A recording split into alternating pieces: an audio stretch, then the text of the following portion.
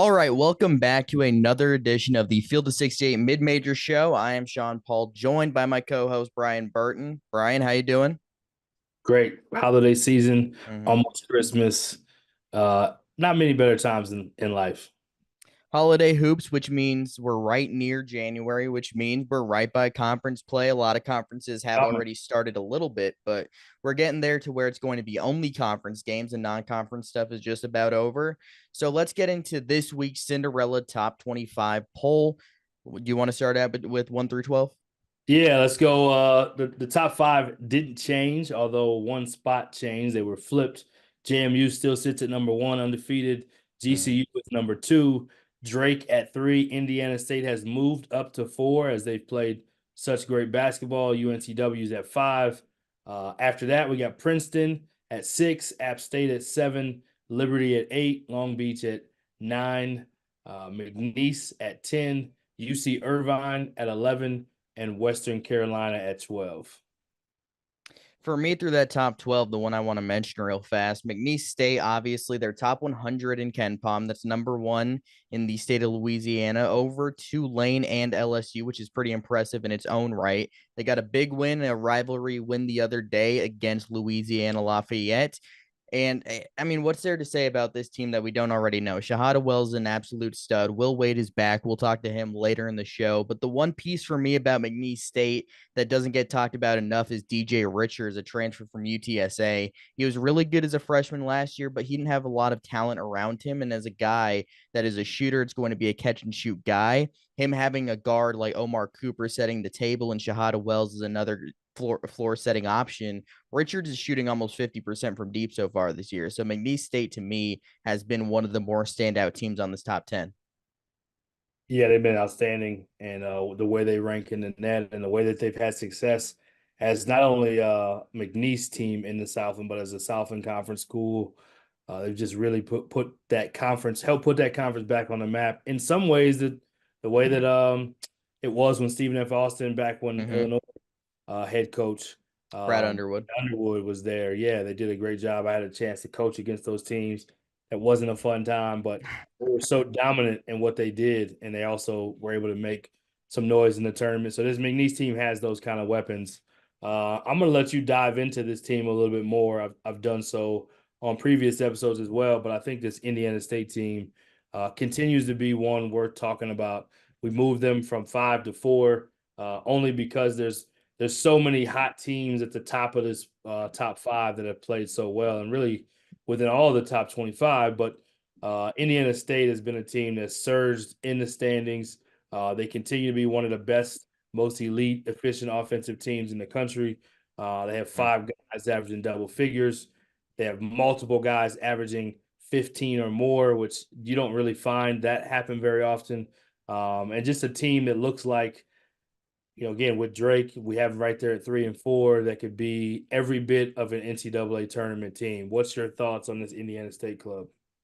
I mean, last week sometime I posted a picture of two Ken Palm like blind resumes. One Yeah. was of Miami, who was ranked in the top 25 at the time, and one was of Indiana State. Indiana State was ahead of them in Ken Palm, and across the board, their numbers are pretty much better in all categories. So pretty much everybody said Indiana State, but obviously, if you take the two team names away, that could bring a little bit of a difference there. But Indiana State, they lost to Alabama on Friday, November 10th. They have not lost since. So it's been over a month since they lost. They'll face Michigan State on December 30th. So next Saturday, the one after you're watching this episode. So we'll talk about that game next week. But they pretty much beat everybody they play by double digits. Tennessee State, Ball State, Southern Indiana, Northern Illinois, Bradley. They only beat by 8. So it's a bit of an off game for Indiana State there. Toledo by 2, Pepperdine by 8. They just dominate teams. They're number one in the country in effective field goal percentage at 62%. They shoot 41% from three. They shoot a ton of threes. They play up tempo. If you want a fun basketball team to watch, this is the one because they play that really good style of offense. All the dudes on the floor are high IQ. They can all pass. They can all shoot. If you're going to play for Josh Schertz, you need to do all of those things very well. All of their players do. And Ryan Conwell, the transfer from South Florida, is probably one of the most underrated transfers that we've Yep. seen so far this year. He's a dude that was a relatively highly touted recruit. I believe he's a 3-star, but to get him at this level is pretty impressive after he had a, whatever freshman season, but he's shooting almost 40% from three. He's been a big piece for this team. I think Indiana State, if they go and defeat Michigan State in East Lansing next Saturday, the talk about them being a potential at-large team really intensifies. Yeah, you talked about them before. I think your hot take was them being top 25 Mm-hmm. after they beat Michigan State, if I'm not mistaken, Yeah, yeah, a yeah. couple weeks ago. So, yeah, I'm looking forward to seeing what this team does when conference play hits. Missouri Valley is as good of a mid-major conference right now as far as teams having success. So I definitely want to see what they do more toe-to-toe with those teams. But they look a lot like the Denver Nuggets and how they play as far as offensively. Obviously, the big fella reminds you a lot of Jokic. Uh, Mm-hmm. the way that they can pass it and shoot it and just have versatility within their roster is really impressive. All right, let's go next 13. You want to read them off or you want me to? Now I'll go. I'll go here. Akron at 13, Purdue Fort Wayne coming in at 14. 15, we're going with Evansville, another Valley team. 16, Louisiana Tech. Obviously, this came out before they lost to Seattle yesterday as we're recording this. And then we have Samford, Longwood, who also took a loss recently yesterday. 19 is going to be the College of Charleston. 20, Youngstown State, who is one of the hotter teams on this list. 21, High Point continues to play offense at a really high level, just like Indiana State. 22, Vermont. Number 23, UNC Greensboro. 24, Delaware. And number 25, UC Santa Barbara. Who from that list of 13 to 25 is catching your eye? Yeah, I think just a team to keep an eye on is Akron. They haven't necessarily caught my eye, but I think we're going to get into this next segment talking a little bit about the waiver. Just having the full roster, the people that they could have on their team. I think this team is a team we picked, obviously, the very first early preseason Cinderella polls as a top 5 team. And I think with having a full complement of their roster, they have two of the better players in mid-major basketball. So I'm going to say Akron is a team, maybe not that has done it yet, but as we go forward, get into conference play, get into the second half of the season, I think Akron is one of those teams that can sneak up and to be one of the best teams on this entire top 25. Yeah, obviously they get Ali back, so him and Enrique Freeman together is going to be a really interesting duo in conference play over there. But the one for me is going to be Purdue Fort Wayne. They have been extremely impressive so far this year. They were picked near the bottom of the Horizon League preseason poll, and they've just been really impressive. They lost against Pittsburgh recently. Their only two losses were road losses against top 65 ranked KenPom teams, San Francisco and Pittsburgh. Their strength of schedule hasn't been anything crazy, but the fact that they're 11-2 and lost the majority of their team from last season is pretty impressive. Rasheed Bello has been fantastic. Jalen Jackson, Quentin Morton Robertson. Their guards have been really good so far this year. And then you have Maximus Nelson, who's shooting 46% from three. This is a really good Fort Wayne team. I expect them to be a lot better than we all thought coming into the season. I mean, they were sitting 300th in KenPom's first rankings. They're 148 right now. I don't think they'll win the Horizon League. This is a really competitive conference, but right now they're sitting ahead of some really good teams like Cleveland State, Northern Kentucky in KenPom's rankings. I believe they're second in the Horizon League in KenPom right now, or third behind Youngstown State and Wright State. So I don't think anybody saw that coming into the year. Credit to John Kaufman and his staff for getting this team ready for this season. They lost a ton, but they have been one of the biggest surprises in mid-major college basketball thus far. Yeah, definitely one of the biggest surprises. And we had a little correction. We need to apologize to Purdue Fort Wayne as we categorize them as IPFW, which they used to be, but they have now made some changes, and we are abreast to those changes. So Purdue Fort Wayne, shout out to you guys as you're doing your thing in the Horizon. We'll move to two storylines from just this last week. Two big storylines, one being the transfer waiver and the other just being Chicago State. Easily could throw them in there just for the sheer fact of how hard of a job it is and how well they've done and getting a huge win. I love the tweet conversation of Northwestern beats Purdue and Purdue's #1, and then Chicago State beats Northwestern. So therefore, Chicago State is the best team in the nation. So I love that kind of fun to have with it. But what a challenging job! They don't have a conference. They now have a conference they will go to in the future, but they haven't had a conference.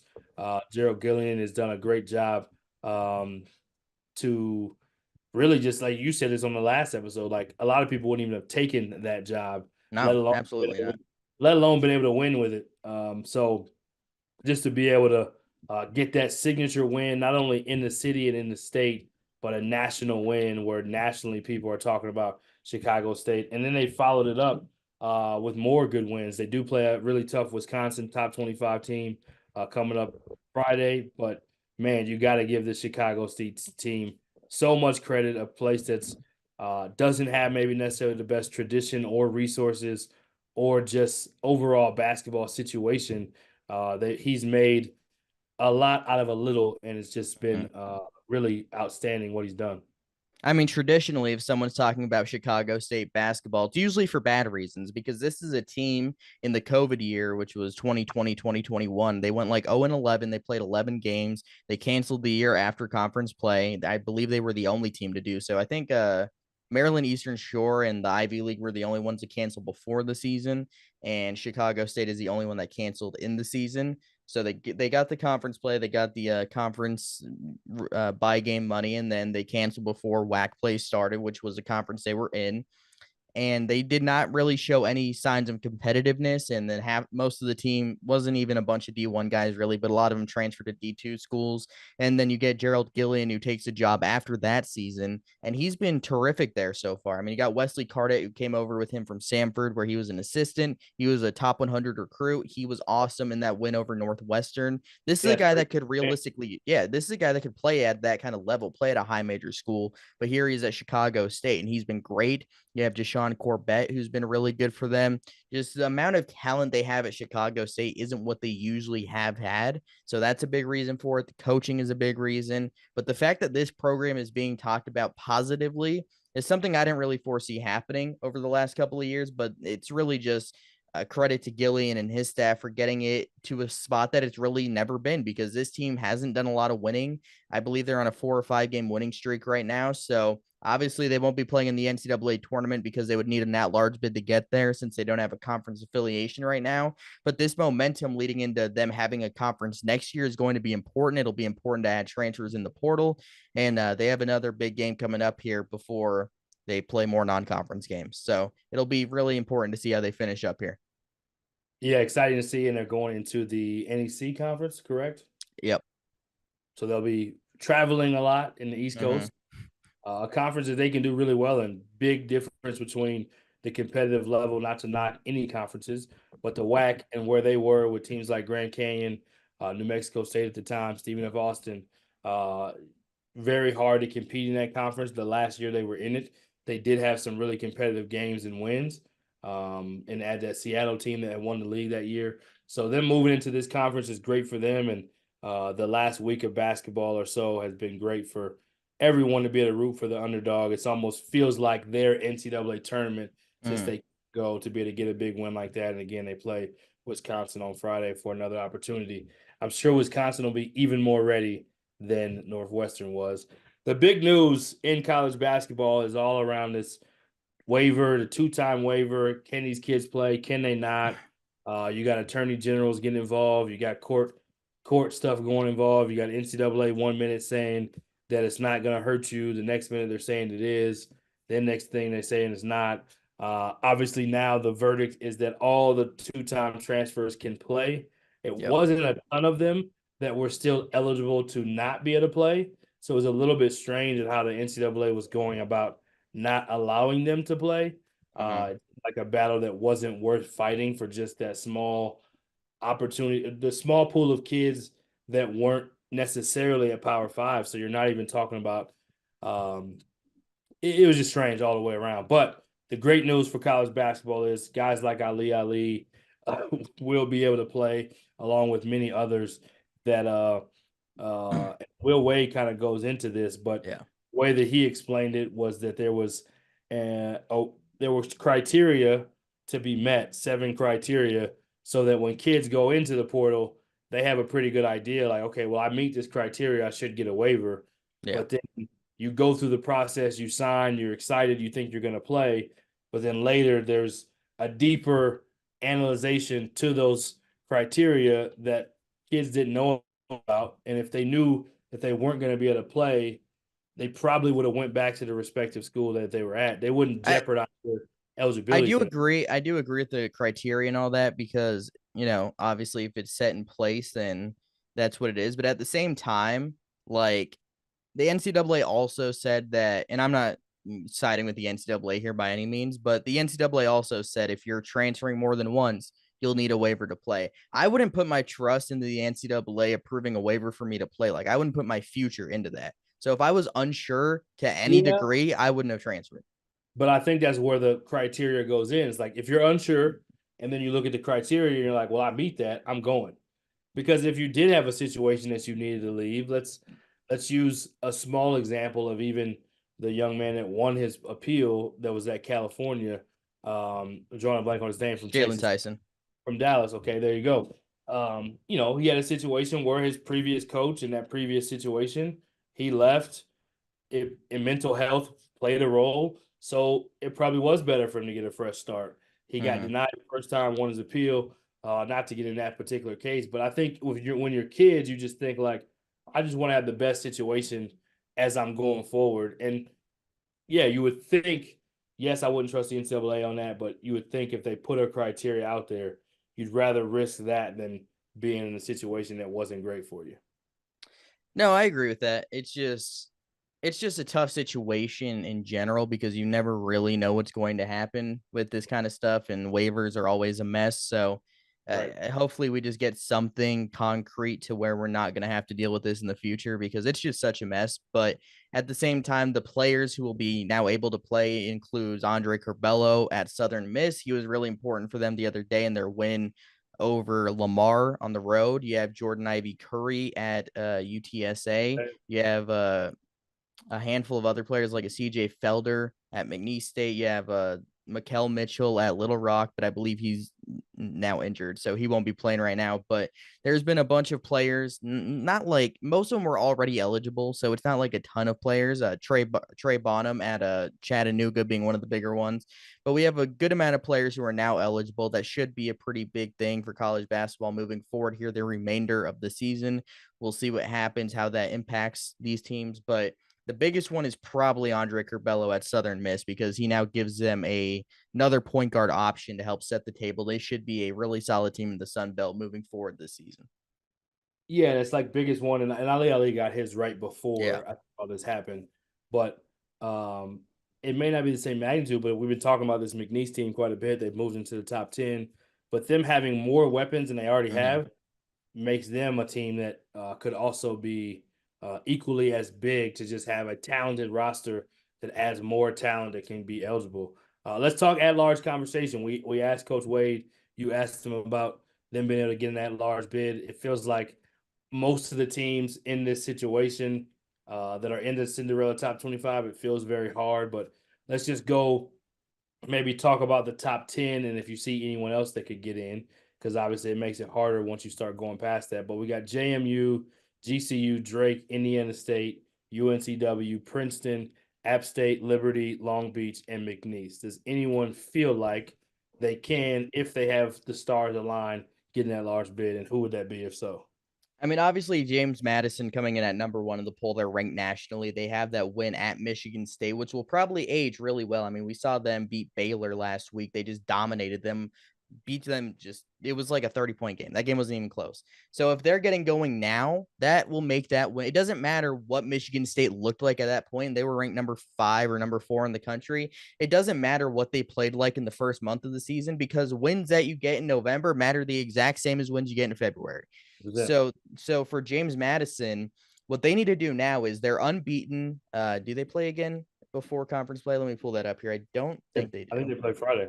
They do. They play Friday. They play at Morgan State. That's a game they are going to be heavy favorites in. They should win. Morgan State's not terrible, but they're bottom 15 in KenPom nationally. Winston Tabbs is a really good player, but that's a game they should easily win.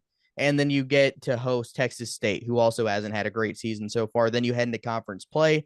You begin with a pair of road games at Louisiana and Southern Miss. Then you get like 5 straight home games, one of them being against Appalachian State. So those 5 straight home games, if you start conference play 7-0, we're heading towards the end of January at that point. before you play road games against Old Dominion. That's when I think they should win, but I don't think it'll be as easy as some might think. And then you play at App State. So let's say they lose at App State there. At that point, I believe they'd be 20-0. So they'd be 21-0 heading into that game against App State. So I would put them at 20-1. And if they roll through, go through conference play, they don't lose again. Because after that, you're playing Old Dominion at home, at Arkansas State, hosting the Georgia schools, at Marshall. They end with 4 road games. This conference, I don't know what they're doing with this conference schedule. It's structured extremely strange. They play like a bunch of home games and they play a bunch of road games. It's not structured very well. But then they play Marshall, Georgia Southern, Georgia State, and Coastal Carolina all on the road. Those are all games they should realistically win. Marshall will probably be tough. The rest, I think they'll go through fairly easily. So if they have one loss in regular season play, they go in the conference tournament. Let's say they lose again to App State. I don't know how you leave them out of the NCAA tournament. I don't. I would agree Because that. both of their losses were coming to the same school. But I think at that point, it becomes the same discussion that we had last year about the College of Charleston, except James Madison has a big win, which is over Michigan State. That was the knock last year on College of Charleston. They didn't really have a win like that. So if Michigan State remains good and they have a win over Kent State also, which should age pretty well, I don't know how you leave them out of the NCAA tournament. Is there any way you see this team not getting in if that's the scenario that plays out? Yeah, and even if they have a loss that may not be to App State, maybe they lose to somebody else, but they beat App State as Yeah, good as have 3 losses at most. Let's say that they have 3 losses at most heading it's into hard. Selection Sunday. It's hard to imagine a team that's been ranked in the top 25 for the entire first semester, and maybe they lose 2 games in conference, maybe even 3. The fact that they wouldn't be in the tournament, they should be in the conversation for at large. Now they have to do their part. They have to finish and they have to do a good job in conference play. But it would be hard to imagine them not being in. They don't have the strongest of net numbers as some of the other teams on this poll, so that may be something that they try to hold against them. But again, if you're just looking at the eye test / the fact that they've been in the conversation for this long, it's going to be hard to keep JMU out of. And even if they're in the last 4 in, they should be in the tournament. And to be fair, their net ranking is 28. Their KenPom is the one that's not very high. It's like 64. So 28 though in the net ranking, which is one of the tools the NCAA uses, like that's ahead of North Carolina, that's ahead of Kentucky, it's ahead of New Mexico, Utah State. It jumped up significantly. You're actually right. It jumped up significantly after that Michigan State win over Baylor because Michigan State's metrics went up so much. Yeah. And the biggest thing, the way it's the net, I think is very flawed in a lot of ways, especially right now, because the easiest way to boost your net rating is just absolutely hammer bad teams. And that's why if I was scheduling, I would just play a bunch of terrible teams that should be like bottom 50 in KenPom and beat them by 30. Then you're going to be like top 10 in the net. BYU is way up there. They haven't beat anybody really crazy. Iowa State's way up there. Yeah, I mean, Iowa State's way up there, and they haven't really played anybody. So if you beat these teams that you should be beating by wide margins, then you're going to have a good net ranking. It's what's happened since this thing's been introduced to college basketball like 5 years ago. If you beat teams you should beat by a lot of points, you're going to be high in the net rankings. And for James Madison, that's kind of the style they play, the way they play offense. It's going to cater to having a lot of blowouts. So if they continue to blow teams out, their net ranking is going to be close to top 25 for a majority of the season. I think it's going to be really hard to not put them in the NCAA tournament. Yeah, the whole thing is how consistent can they be in conference?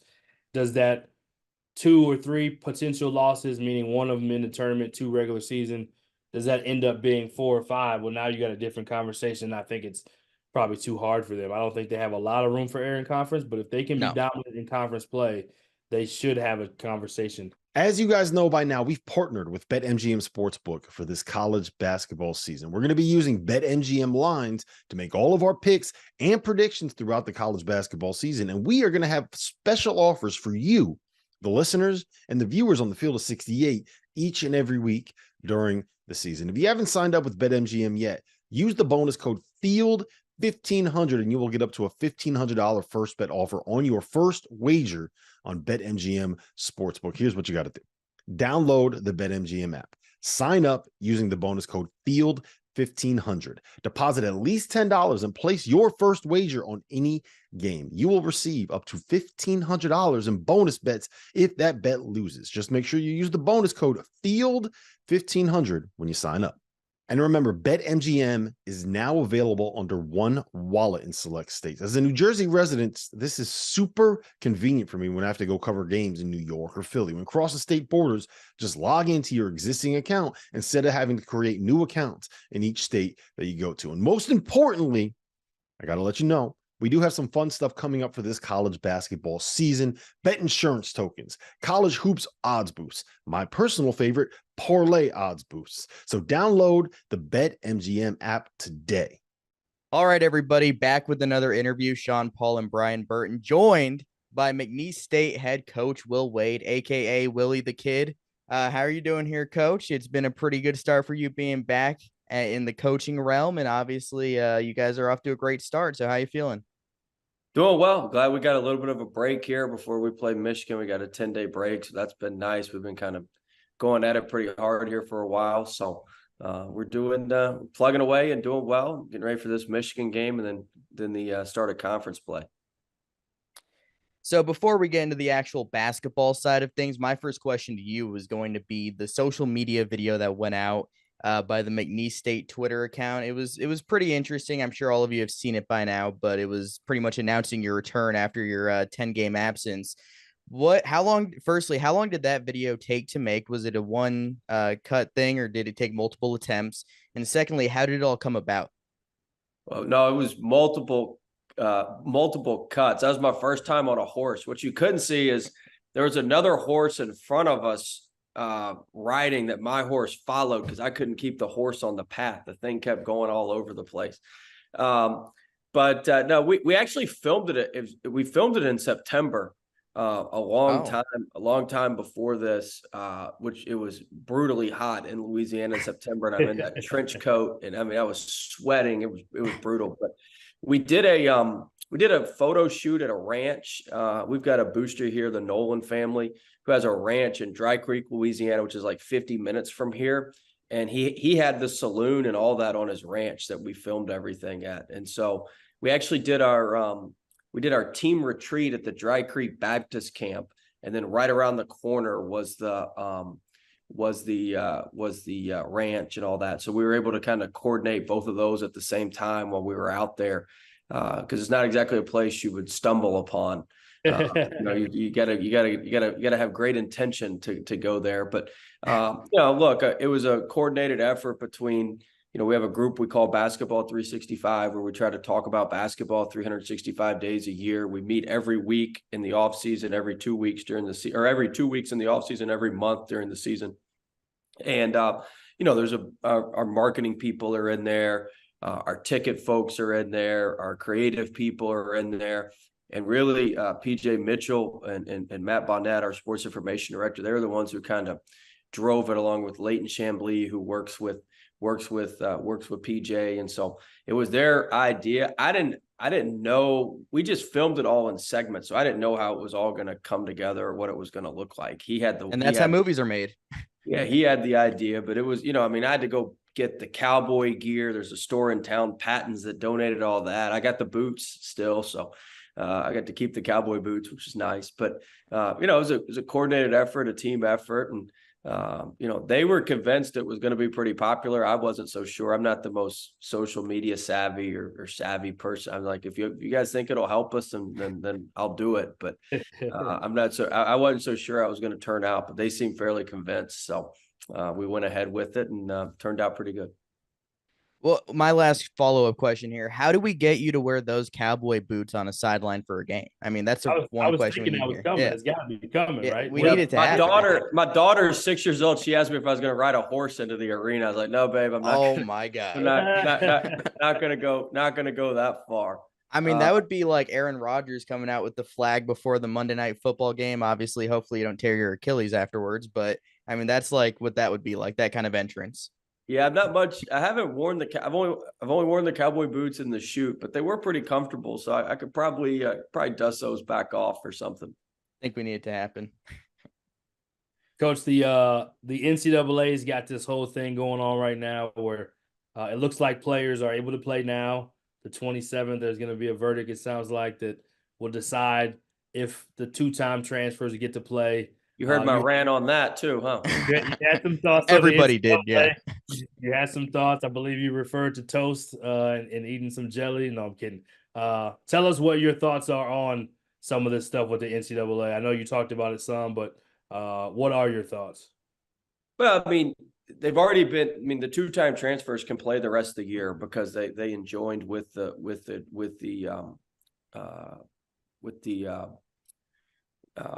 attorney generals from the states, and so everybody's free to play. But I think what everybody's looking for is I don't think anybody's against a waiver a waiver system. I don't think anybody. I mean, you have to have some sort of waiver system or nothing would stand up in court if you're the NCAA.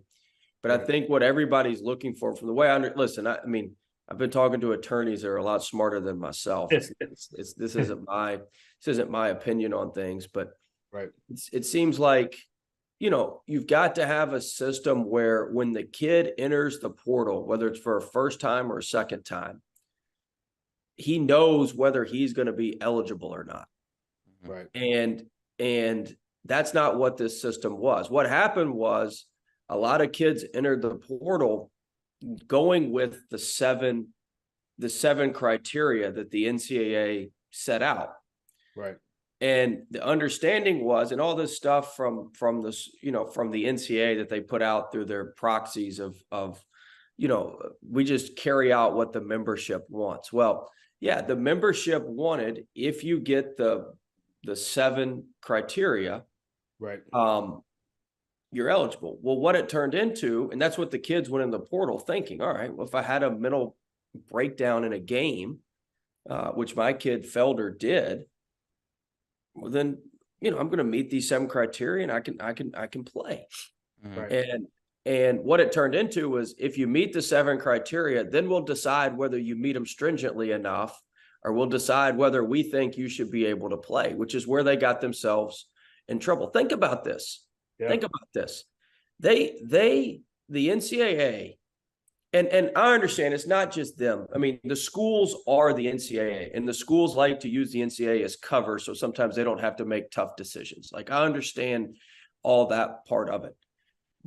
And they've got pressure from, look, they're blue blood programs, they're programs that are out there that were pressuring them, because the two-time transfers, I mean, look at, work better for ratty, for schools that are not blue bloods, like all that stuff. Like, if you're not a main player in college basketball, you need every avenue possible for player acquisition. So you've got a lot of stuff from Hall of Fame coaches that were, telling the NCAA, you got to stand your ground. I mean, there was a lot of politics involved in this, way more than meets the eye and everything. But the point, the point being is, you should know, whether you're going to transfer. But the NCAA got smashed in court. I mean, the biggest thing nobody's talking about is this restitution rule. The restitution rule is what the NCAA's used since 1972 to basically hold over every kid and every school. And the schools have just been running scared. The restitution rule is basically, yeah, you can get an injunction, but if you play him and we get the injunction reversed, you forfeit all the games, it all comes back on you and the school. Well, the judges overturned that. They've only used it one time since 1972. They didn't even use it in the Memphis case with Wiseman. Yeah. That was a big one I was thinking about. Yeah. But the threat of that just scared the heck out of most of the schools. Well, that got overturned. And with that, there are no NCAA rules. Without the restitution, you can basically just do what you want. And so, and I'm not, trust me, I'm not for that, because, but think about this. And back to my original point, all of this came because they wouldn't let 50 transfers be eligible. Right. I mean, we're talking about the Attorney General in West Virginia and Ohio kind of led this thing, Yost and Morrissey. And you're talking about, Raekwon Battle, a kid, he's a very, very good player. You're talking about a kid on because of the situation, a kid on an NIT team at West Virginia, and you're not going to let him play, and you're just going to blow all your whole thing up because of that. You're talking about a big kid at Cincinnati who's, who transfer from Temple, and they're going to be, they're going to be a NCAA bubble team. I think they're going to get in. They got a good team, but then you got the kid at Akron who transferred. Like, there's just no common sense in the whole thing. Like, all right, there's like 40 kids out there. Like, instead of having your restitution challenged and everything challenged, just let them play. And then what the sensible thing to do that would have avoided all of this is they would have said, all right, look, we took this a little bit too far. We understand the 7 criteria. We started applying our own stuff to the 7 criteria. Things got a little hairy, but they couldn't because they were facing so much political pressure from some of these big time coaches and big time schools that you can't give in. You can't give in. We didn't take you wouldn't take a 2-time transfers anyway, because you don't need them. But exactly. My point is this. If they should have just sensibly, once they saw where this was going after the Tez Walker thing in football, they should have said, all right, look, we got to go back to the drawing board. We need to get with our attorneys. We need to meet with stakeholders. We need to figure out a better waiver system. Until then, every kid's eligible this year. We're granting a blanket waiver. Every kid's eligible. And then we'll reevaluate it next year, and we'll get back to you guys with the proper guidelines. But because they dug their heels in, even that last ditch effort at the end. Well, if you play them, they could lose the year of eligibility. Yeah, that was once again just that wasn't even a thing at first. Well, that was once again because of the political pressure that they were facing from some of these big time guys, that they just said, all right, we'll stand up one more time. But it's just, in the judicial system, it's just, that stuff's not going to hold muster. And so they've got to walk a tightrope. They've got a lot of things. Look,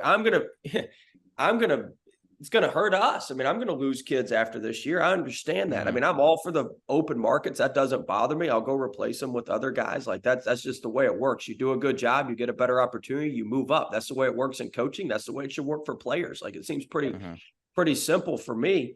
But I think that there's a way to avoid all of this that would have been a lot smoother and would have kept a lot more juice with the NCAA. And right now it's just it's not there, and they've gone down this path, and it's pretty tough.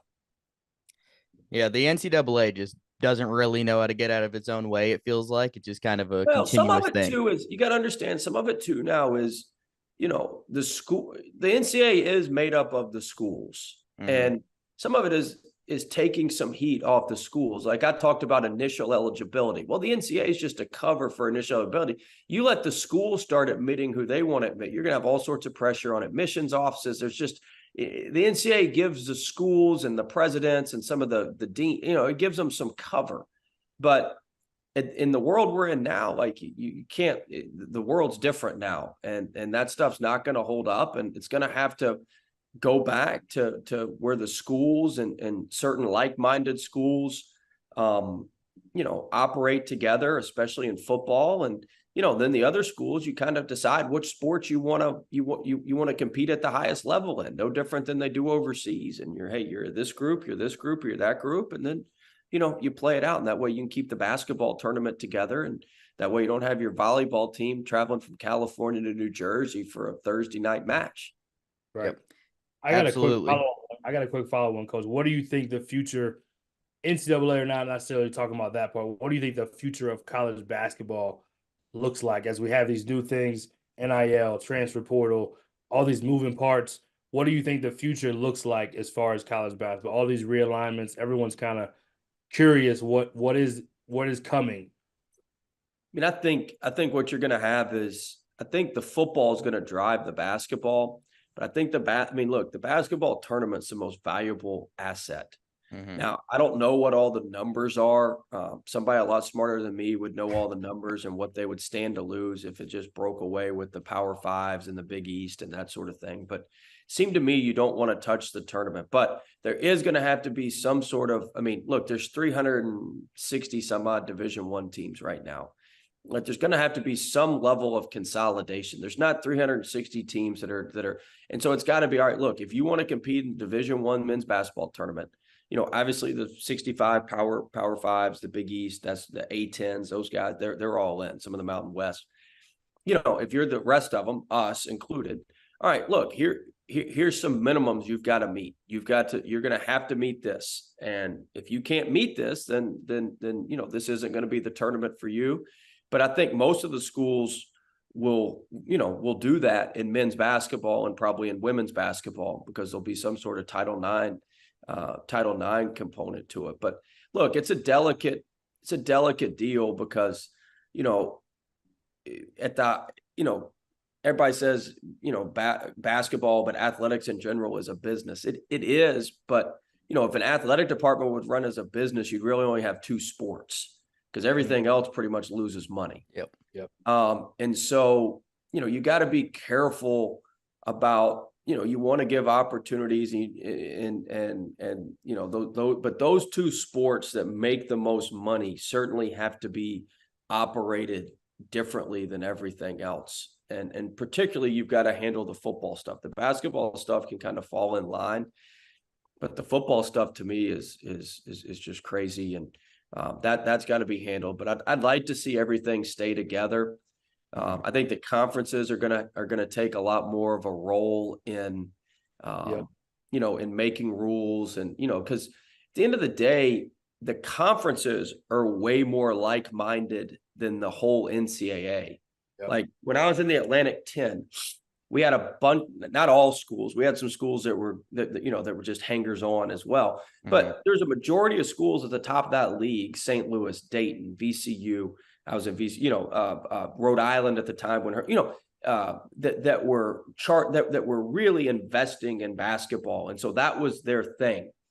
And so the conferences are much more like-minded. All the SEC schools are much more like-minded than the former Pac-12 schools. That was pretty obvious to see through all of this. So the rules for and everything needs to be made at the Southland schools. We're all in Texas and Louisiana. All right. Now there's some of them that are not as like-minded as some of the others. There's some that are real progressive and want to do some things. There's some that are just happy to be in Division I. But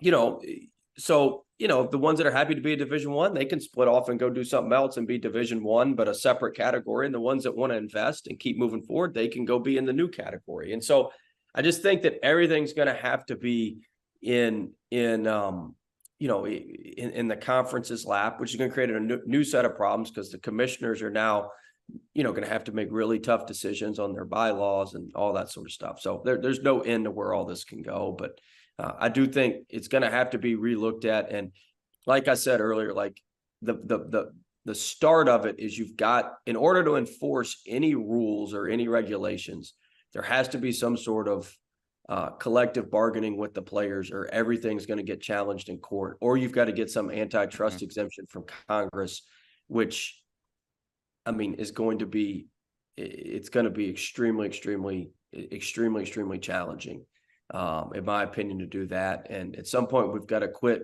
I've always say hope is a bad strategy. We got to quit hoping for somebody to bail it out, and we got to go come up with. It's a lot easier to just rip the Band-Aid off and come up with something that's workable now, than to keep hoping that somebody else is going to fix it. And I think we need to move forward on that and come up with a model that works. And I don't have all the answers on that, but I do think there's smart people out there that could come up with a lot better models than what we're dealing with now. Right. Yeah. The NCAA stuff seems to be a bit of a mess for sure. But moving on to something that's not a mess is definitely your basketball team. You guys are top 100 in KenPom. That's up for debate, Sean. On paper, you guys aren't a mess. You guys, the last time that you were inside the top 250 at KenPom to end the season was 2011-2012. You guys in the state of Louisiana, you guys are the highest rated team on KenPom. Just that stat alone, there's 7 teams in the state of Louisiana, I believe, that are Division I programs, LSU and Tulane included. What does that mean for you guys? Obviously, you're not hanging banners for leading the state in KenPom, but what does that mean for your program to have that lead over some really prestigious programs? Yeah, I mean, look, it's good for our guys. Our guys have been phenomenal through all this, but we wanted to we wanted to turn the program around. I think, if you use your numbers, I think we were 340th or something like that last year. I mean, It wasn't good. It wasn't good. We were not very good. And so, you want to turn it around, and that's a byproduct. The Ken Palm numbers are a byproduct of us winning and winning some road games and winning by healthy margins most of the time. Mm-hmm. And so, I think it's a positive step to show that a place like McNeese, a Southland school, can be in the top 100. Now, whether or not we'll finish there will be very, very challenging with the way our league schedule will work and shake out. But I'm certainly excited about where we are right now. It's like I tell our guys, we're not where we were, but we're not where we want to be either. So we've certainly made some progress, but there's more progress to come. But I think our people would have killed to be in the top 100. And I told our athletic director after the UL game, I knew we'd flip it, but I didn't quite know it'd be this fast. It's been real fast. Yeah. I knew we'd get it flipped and pretty quickly, but you never know if it's all gonna come together as quickly as it has, and it certainly has. And that's a credit to our guys, my staff, man. They've been phenomenal, and I'm just happy to be along on the ride with them. You've had a number of Division I stops, Coach. What makes this place unique, and what do you love about this particular team? I'm loving it, man. I mean, this has been so much fun. I've had some fun teams, but I was driving today back from recruiting and doing some stuff, and I was talking to one of my staff members and just talking about how much fun I'm having with the group. That's not, I mean, I've even had fun when we've lost the games. Like they're incredible. They're really good players. First off, look, I'm not running a YMCA, book club here, but Right. they're very, very good players, but they're great people. There's like, I've had really, really good scorers. I've had really, really good players. I've been fortunate to coach those guys at a lot of stops, but Shahade Wells is I've never had somebody who's the combination of that and, just everything else he brings to the table off the court. And I mean, how he gets on guys when he's on the court. I mean, just the way he is and who he is has been very, very different. And that part's been exciting for me. I absolutely love McNeese. I love Lake Charles. I mean, this area has been through a ton. We got nailed with 2 hurricanes. I mean, we still got tarps on the roof here from 2 and 3 years ago. And so, wow. For us to be able to be something that people here care about and people here are invested in and are excited about is huge. It's huge for our school. We lost over the hurricanes. We lost about 3,500 students Wow. that just haven't come back. And so we've got to regrow our enrollment. There's just a lot of things that come into it, and they sold me on that when I came here. And I'm not trying to be some softy, but I've been around the block a little bit, and I was when I was looking to come back, like I want to go somewhere where I could make an impact now, and I feel like I'm making an impact here. I'm making an impact with our players. I feel like I'm making an impact with the community. I feel like I'm making an impact on the school, and that part's important. It wasn't important to me, 6 or 7 years ago. I was just trying to fly around and move up and do what I could as quickly as I could. Like I take a lot more time now to appreciate. Like I stood in the tunnel and just watched everybody come in before the UL game. Like I was trying to appreciate, like, all right, look, it took us 6 months to get this bad boy sold out and to do what we do. So I try to appreciate that stuff quite a bit more than maybe I have at my previous stops. But the community, everybody's just been phenomenal. And the school, I mean, look, we haven't been very successful, as Sean alluded to, but we have all the stuff in place. Like, I want to leave this place way better than I found it. And I want us to be able to compete at the top of the league for a long time. And we have unbelievable arena. We've got unbelievable community support. Even as bad as we've been, we've led the league in attendance every year. And I assume we'll lead the league in attendance this year. We're already off to a pretty good start. Safe assumption. Yeah. But, we just got everything. We got our own weight room. We got our own training. I mean, we just got everything that you would need. I mean, I got nicer stuff here than I've had at some of these other places. Right.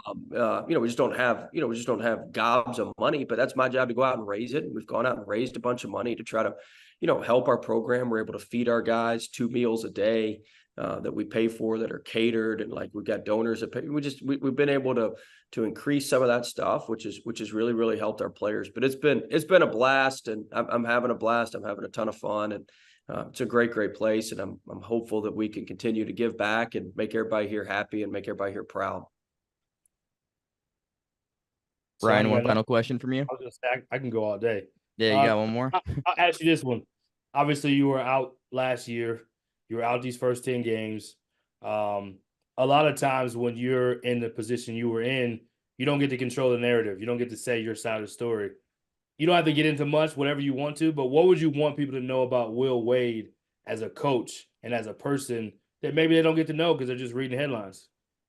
That's a good question. I've never actually been asked that. I'd say this all the time. I tell my players this all the time. One, never listen to criticism from somebody you wouldn't know. Go ask for advice. So what other people who don't know me think really doesn't bother me. It probably did bother me, 5 or 10 years ago, what everybody thought of me. I really don't worry about that. Because what happens is when you get into the national media and stuff, it's just a snapshot. It's a quick overview of what they want and what their narrative is and how they want to frame it. And so, I don't get too tied up and all that. Right.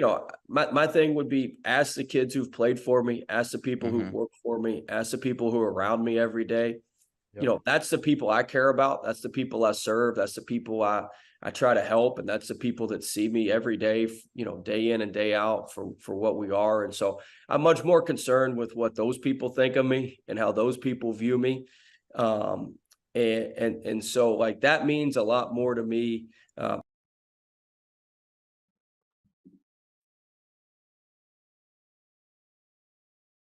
Than it did before. And, he follows our team. He texts me before and after games. He was telling me he's going to get to a game, and he was going off on a rant about, just like that sort of stuff, that sort of stuff means a lot more now than it did. But, I don't really listen to all the other stuff on the outside. I tried to avoid that and try to focus, inside out, the people I touch every day, the people I can control every day. I try to serve them and help them. And, I just let that, I let that stuff on the outside. I probably, my guy who helps me, who's my special assistant, Reed Vial, he's incredible. He played for us at LSU. He's an awesome dude, but he wants me to fight all that stuff a lot more. He's like, you need to go do this. I'm like, Reed, don't worry about it, man. We're not changing those folks' opinions. Like, he's like, oh, but I said, no, quit worrying about that. We're not going to change their opinions. Like, let's just keep doing what we're doing. Let's keep serving the folks we're serving. Let's keep helping the guys we're helping. And we'll, we're not going to change any of their minds. And so why are we wasting our time on that? The time we would spend trying to change people's minds, let's spend it on the guys we got now and pour into them and help them out. And so that's the way I look at it. And I'm not changing folks who are not with me every day, who only get a snapshot of what we do or how we operate. But I will say this, there's, to what's portrayed, there's a lot more depth involved in what we do than what's portrayed. We teach a leadership. There's just a lot of stuff that goes into it that allows us to win and the more than just player acquisition. And now we're good at that too. But definitely good at that. You can accumulate the best players in the world if there's other stuff that goes into winning, and I think my staff does a really, really good job with that. There's something to be said too, Coach, about winning at as many stops as you have. Yeah, that's not just add water. You know what I mean? Just add good players. Automatically have it. So we've had good players everywhere we've been. It's the horse, it ain't the jockey. So I mean, if you can only kick a bad horse so long, it still ain't going to go very fast. So you got to have the right players. But we've got a good formula that's tried and true that works, and we can it works and works pretty quickly and works well. And so but it's the players, my staff. I mean, look, man, I've got the same staff that's been with me a long, long time. All these guys have been with me or played for me or were managers for me. I mean, all these guys have been with me a long, long time. And so they can run this thing when I'm not there. You saw that when I was gone for 10 days on game day. I mean, Vernon Hamilton and I went to college together. Chambers was a manager for us at VCU. Like these guys have been around me a long time, and they've been around our program. They work for me at multiple places.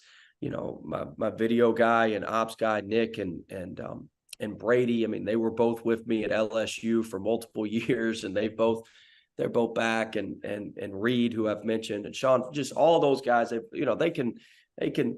My GA Daryl Edwards played for me at LSU, so Daryl, but all these guys have been around me a long time. They know the deal. They know what we're about. They know what to worry about. And so that's huge for me. And that's important to me. I've gotten way more, I want to help my people, the people who helped me get to where I'm, when I want to help those folks, and those folks are the people that are going to be a part of our program. And, that's how we've done it. I'm not saying it's the best way to do it, but it's been pretty successful for us, and hopefully we can continue to do that. If you had to say in just a few words, what's the ceiling for this McNeese team? I don't know. I mean, look, we're in such a tough situation because it all comes down to 2 or 3 days in March.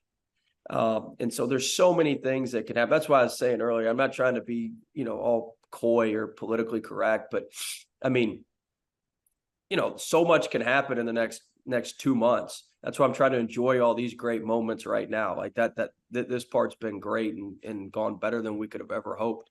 But, I certainly think, we're a team that's going to compete at the top of the Southland. We're going to have a chance to earn the bid to the NCAA tournament. I think if we get to the NCAA tournament, anything can happen. I think we're good enough to, good enough to win in the NCAA tournament. But I mean, it's going to be, one thing when I was at VCU and we went to the Final Four that year, and some of those years, like the hardest part's getting there because all the pressure's on you to get there. And then once you get there, the pressure flips because you're the team that's not supposed to win and you're playing a power conference team that's supposed to win. And then they have the pressure and you play loose. So it's a really funky dynamic about how difficult it is to get there. And then the pressure really flips to the other team and it helps you out once you get there. So the hardest part's going to be getting there. And then once we get there, I mean, anything can happen depending on your seed line and depending on how things go. But look, we've got to find a way to get there, and it's going to be very, very tough. There's other good teams in our league. Scouting's going to be different now. There's just going to be a lot of different components. But I do think if we do get there, we're good enough to compete and beat somebody depending on how the draw goes. Last question real fast. So you have to win the games in the conference tournament to get there, but hypothetically, if you guys were to beat Michigan, then go unbeaten in league play, obviously a lot of hypotheticals and that's hard to do. You really don't think there's any chance you can be an at-large team? I don't know. It's so tough. I mean, it's so tough. Make it hard. I wouldn't say no chance, but I would say a very, very, very, very slim chance. I would love to see it. I think that'd be good. But I mean, of course, that means you have to lose the game in the conference tournament. So yeah, it's very, very difficult at this level to do that. I think that would be a tall order, but do I think it's totally out of question? Probably not, but I think there's a very, very, very slim chance of that. I think there's a very slim chance of us being able to pull that off, one. And then I do think there's a slim chance of if we did pull it off, would that happen too? Okay, that's fair. I had to ask that, but that'll wrap it up for this interview. Thanks again for Coach Wade taking the time to answer all those questions. Much appreciated, and we'll get back to the mid-major show right after this. Let's pick 2 more teams out of this. We talked about Liberty already. Obviously, their schedule has changed. Let's pick maybe one of these Missouri Valley schools. Let's go Drake. And I think also GCU, those are the top 3. Let's dive into those. Drake, obviously, we haven't talked about yet. They were our preseason number 1. They're now number 3. Indiana State, we just mentioned. McNeese, we've mentioned. Let's go GCU and Drake. See what you think about those 2. Yeah, Grand Canyon is interesting. To this point, they're sitting at 60th in KenPom. Their net ranking is, let's see here. Their net ranking is 34. So they're ahead of Pittsburgh, Villanova, Mississippi State, Ohio State, Colorado, Cincinnati, Gonzaga, Michigan State. That's like the next 7. They're 10-1. Their only loss came on a neutral court against South Carolina, who's been fairly impressive so far this year compared to what they were last year, especially their biggest. Go ahead. No, I was going to say, sorry, they do have a signature win against the top 5 San Diego State. And a road win against Liberty. So those are 2 wins that'll age pretty well. Yep. So taking those 2 wins, especially heading into WAC play, they play one more game against Louisiana Tech, home game. That's one I expect them to win. But Louisiana Tech is good. That's not going to be an easy game for them. But we'll talk more about that one next week because that's going to be a good game. But then you head into conference play. There's a lot of not good teams in the WAC this year. You have Southern Utah, new coach. They're going to take a step back. Utah Tech, they're still in the transition period from D2 to D1. Abilene Christian, they're always tough, so you can never count them out, but they haven't had a strong start to the season. Tarleton State, they've had a really good start to the year, actually. I believe they're 8-3. They're playing Tennessee right now as we're speaking. Utah Valley, they've been surprisingly better than I expected. They've lost 3 straight games, but they compete against Oregon State. But Todd Phillips has been pretty good in his first year as a head coach, replacing Mark Madsen, obviously. Then you have Seattle, who I think is probably the toughest competition for them right now. What do you think? Do you think Seattle's GCU's toughest competition?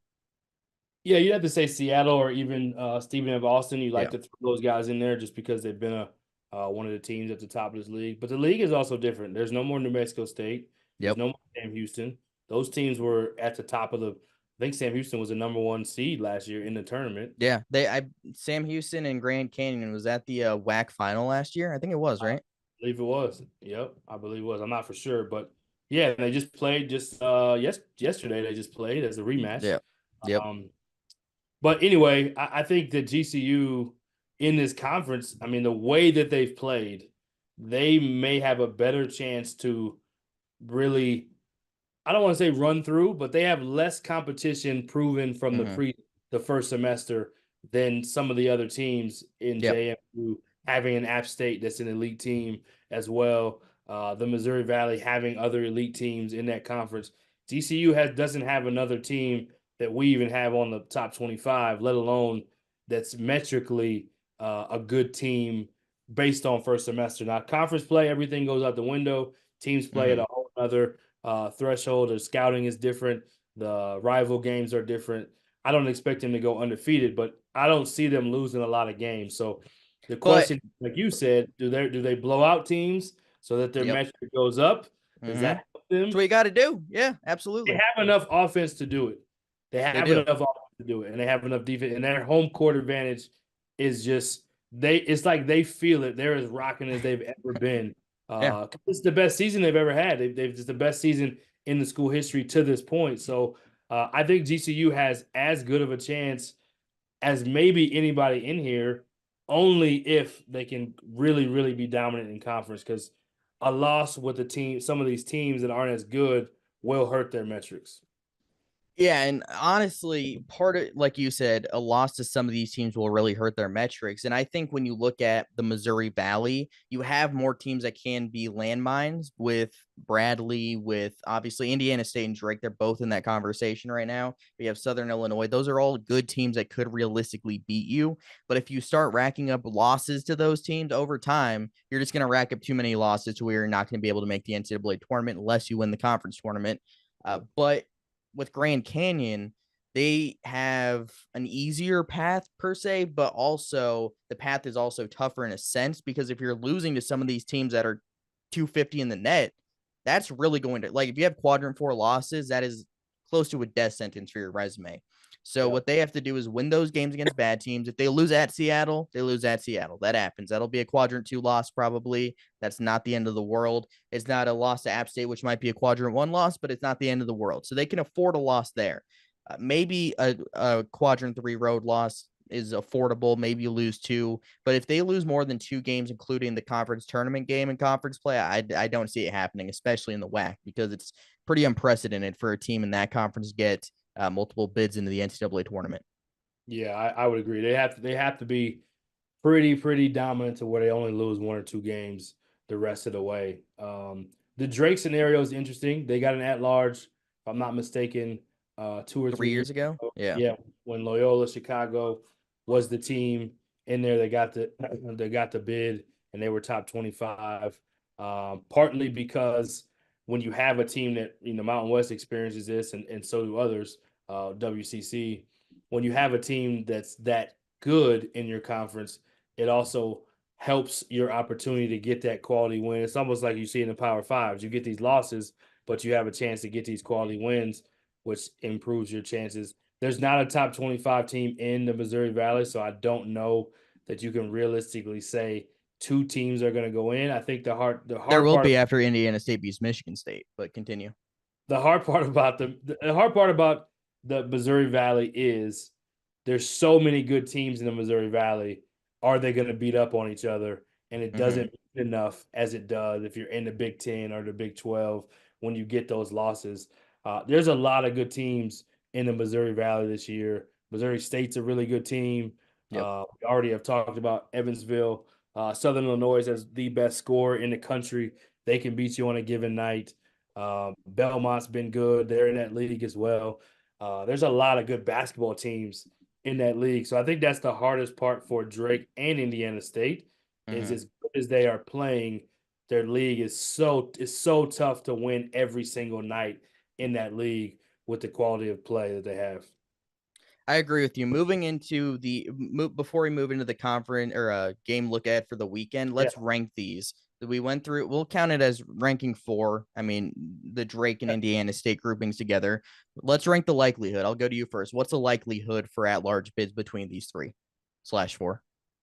JMU has the highest because they're already in the top AP poll. I think they're already in everyone's mind as being a team that's going to go to the tournament. So when their conference or not, and their conference isn't overly tough metrically, although every conference is tough. So I'm gonna go JMU 1. I'm gonna say GCU is 2, just like we have in the poll, because their conference is not as again metrically as tough.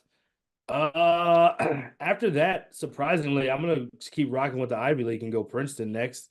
Oh wow! So you think Princeton's more likely to get in that large bid than either of the Missouri Valleys? I'm gonna jump Princeton next. Okay. Wow. Okay. I And respect it. And the Ivy is actually really good this year. So They are. Yeah. I shouldn't say actually. The Ivy is really good. Yeah. Yale is good. Don't seem so surprised now. Jeez, come on. Yeah. I know.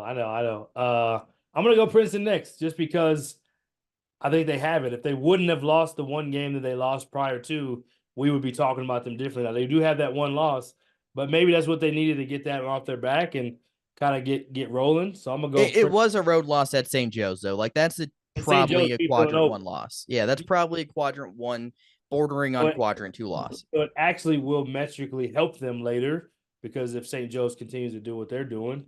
So I'm gonna go Princeton next, and then I'm just gonna say Missouri Valley is at 5 or 4. Yeah. Yeah. Okay. So I'm gonna go with the same order, except I'm gonna put Missouri Valley ahead of Ivy League.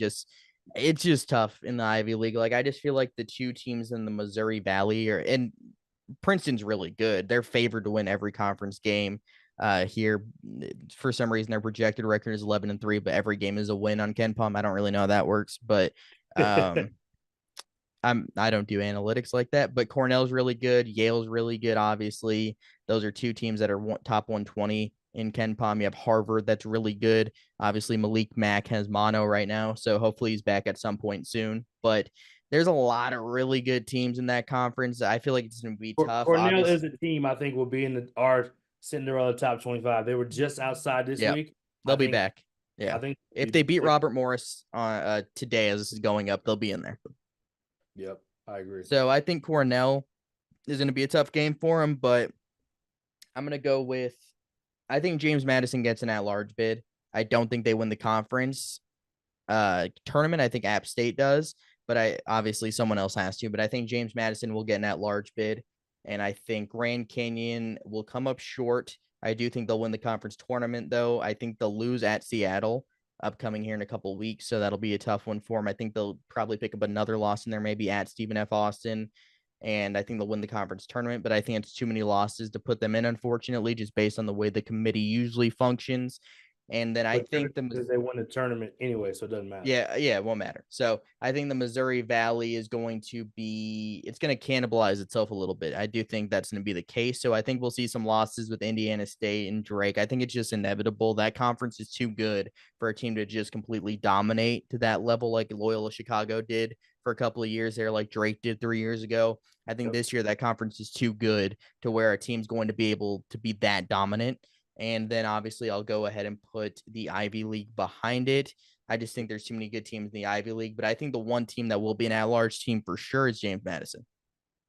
Yeah, I think James Madison, GCU definitely are my two votes to have a chance. But they're so good, I wouldn't be surprised if they win the tournament. Obviously, James Madison has one of those teams that offensively on any given night they can blow up like that, and then same with GCU. So I think both those teams will be in the tournament one way or the other.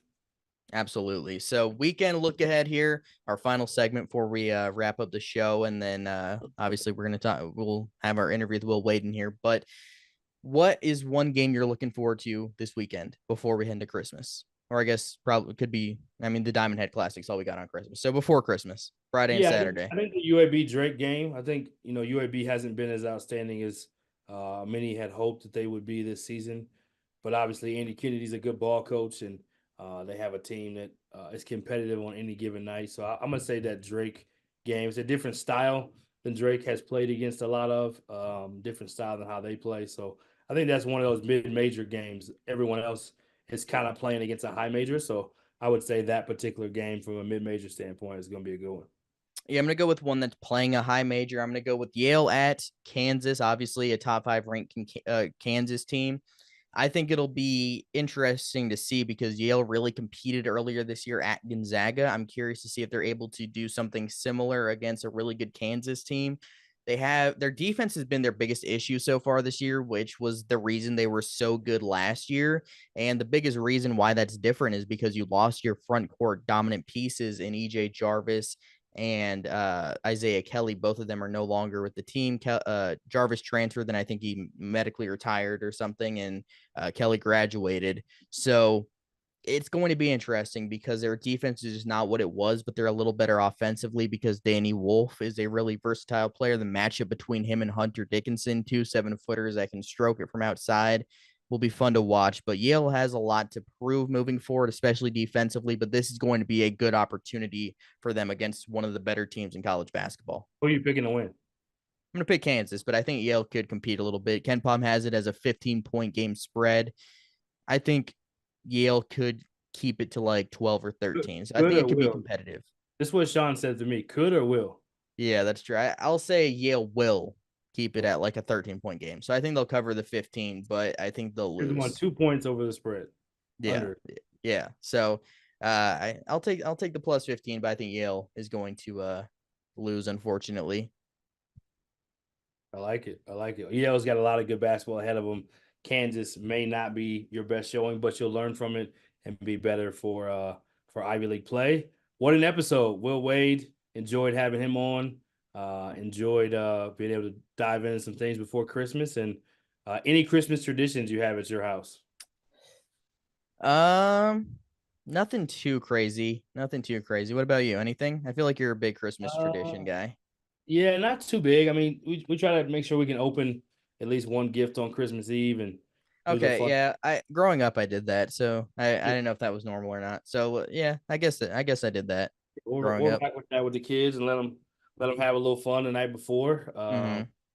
We have done a little bit of give back where we donate, pick a family that we donate some toys to or that we deliver toys to. So we haven't done that this year in the same way. We did it in a kind of a unique way where we just sent it, but yeah, still counts. Yeah, it still counts. Still giving back to some people that may not have it otherwise. So anyway, enjoy Christmas holidays, everyone. Enjoy some time off from No Hoops, and we look forward to you next week. All right, Merry Christmas, everybody. Until